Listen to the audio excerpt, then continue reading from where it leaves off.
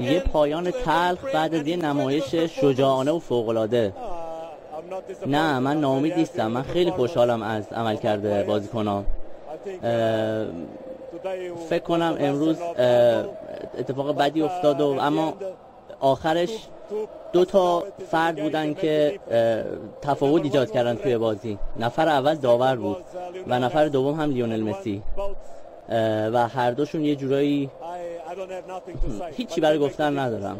اونا تو بازی تغییر ایجاد کردن، مسی و داور.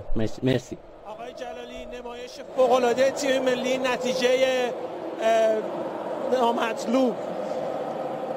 بازی که بازی خیلی خوب بود. ما آماده این بازی بودیم، خیلی خوب تمرین کرده بودیم، تمرکز بالا داشتیم، خیلی هم تلاش کردیم برای موفقیت تو بازی امروز، ولی خب نتونستیم از موقعیتمون استفاده کنیم.